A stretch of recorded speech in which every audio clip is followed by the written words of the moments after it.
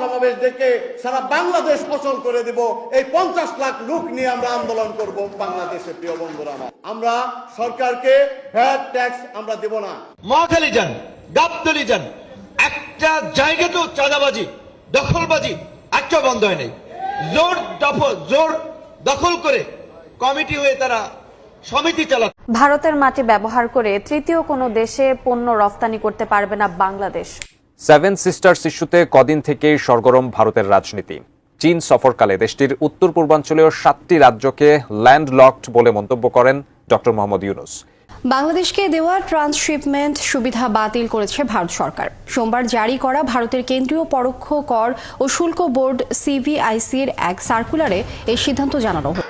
সম্মানিত দর্শক, এবার ডক্টর ইউনূসের উপর ভয়াবহভাবে ক্ষেপে গিয়েছেন ভারতের নরেন্দ্র মোদী। ইতিমধ্যে কিন্তু কঠিন হুঁশিয়ারি বার্তা দিয়েছেন এবং কি ডক্টর ইউনূস পদত্যাগ করতে পারেন বলেও জানা গিয়েছেন। দর্শক, এই ভিডিওর মাধ্যমে আজকে আপনারা দেখতে পারবেন ভারত থেকে কি হুঁশিয়ারি বার্তা দিয়েছেন এবং সাবেক প্রধানমন্ত্রী শেখ হাসিনা কবে বাংলাদেশে আসছেন এবং সেনা প্রধান এবার কঠিনভাবে পল্টে নিলেন ডক্টর ইউনূসের সাথে। যে কোনো মুহূর্তে ডক্টর ইউনূস পদত্যাগ করতে পারে এবং দেশের ক্ষমতা নিতে পারে সেনা প্রধান ওয়াকারুজ্জামান।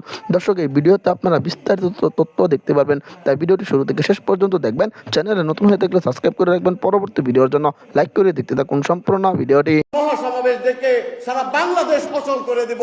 এই 50 লাখ লোক নিয়ে আমরা আন্দোলন করব বাংলাদেশে। প্রিয় বন্ধুরা, আমরা সরকারকে ভ্যাট ট্যাক্স আমরা দেব না। মহাখালী যান, গাবতলী যান, একটা জায়গাতেও চাঁদাবাজি দখলবাজি একটা বন্ধ হয় নাই। জোর দখল করে কমিটি হয়ে তারা সমিতি চালাচ্ছে।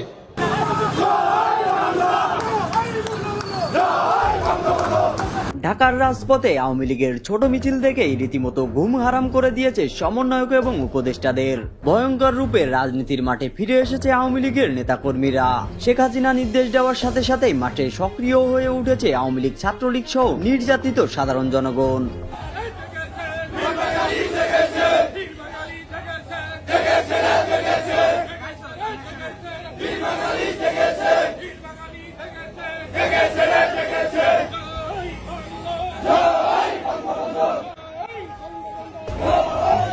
জাতিসংঘ জানিয়েছে সব দলের অংশগ্রহণমূলক নির্বাচন ছাড়া মানবে না সাধারণ জনগণ। সকল জরিপ অনুযায়ী সাধারণ জনগণের তোপের মুখে হঠাৎই হারিয়ে যাবে বাংলাদেশের অন্তর্বর্তীকালীন সরকার। রাজনীতিবিদদের মতামত অনুসারে শীঘ্রই ক্ষমতা ফিরে পাবে আওয়ামী লীগ, কিন্তু অন্যায় চাঁদাবাজি নৈরাজ্য দেখলেই গণদোলায় দিচ্ছে সাধারণ জনগণ।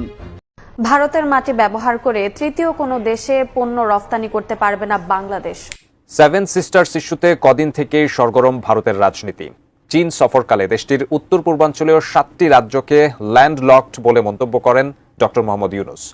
বাংলাদেশকে দেওয়া ট্রান্সশিপমেন্ট সুবিধা বাতিল করেছে ভারত সরকার। সোমবার জারি করা ভারতের কেন্দ্রীয় পরোক্ষ কর ও শুল্ক বোর্ড সিভিআইসির এক সার্কুলারে এই সিদ্ধান্ত জানানো হয়েছে। ডক্টর ইউনূসের একটি বক্তব্যে কপাল পুড়ল পুরো বাংলাদেশে। ভারতের বন্দর ব্যবহার করে বাংলাদেশ থেকে তৃতীয় কোনো দেশে রপ্তানি পণ্য সুবিধা বাতিল করেছে ভারত। বিস্তারিত জানতে সম্পূর্ণ ভিডিওতে চোখ রাখুন। Transshipment facility that has withdrawn.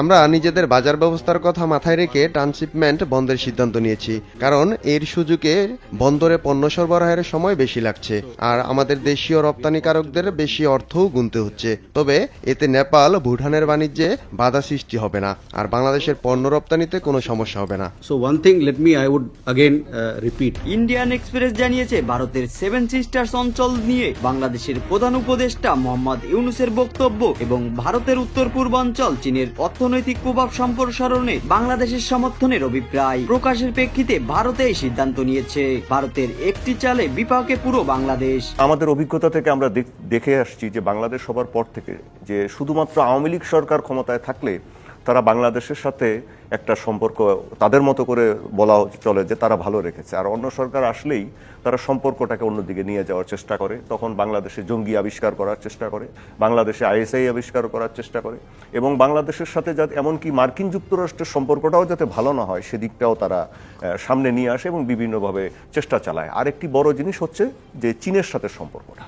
চীনের এই সম্পর্কটার কারণেই বাংলাদেশের সাথে এই ভারতের সম্পর্কটা বারবার একটি হোঁচট খায় বিভিন্ন বিষয় নিয়ে। তিস্তা প্রজেক্টও সেই কারণে হোঁচট খায়, ট্রান্সশিপমেন্ট বলেন বা অন্যান্য বিষয় বলেন সেগুলো হোঁচট খায়।